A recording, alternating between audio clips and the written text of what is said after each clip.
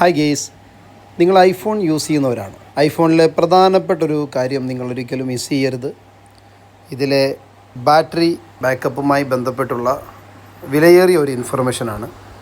എല്ലാവരും സെറ്റിങ്സിൽ പോവുക, ബാറ്ററി എന്നുള്ള ഓപ്ഷനിൽ ക്ലിക്ക് ചെയ്യുക.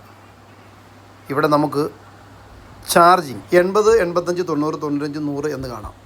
ഇത് നമുക്ക് ഐഫോൺ തരുന്ന ഒരു പ്രത്യേകതയാണ്.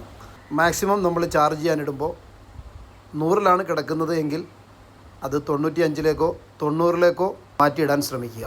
അതോടൊപ്പം തന്നെ ഈ ബാറ്ററി ഹെൽത്തിൽ സൈക്കിൾ കൗണ്ട് 2 എന്ന് കാണാം. നമ്മൾ ഓരോ തവണ ബാറ്ററി ചാർജ് ചെയ്യുമ്പോഴും ഈ കൗണ്ട് കൂടും.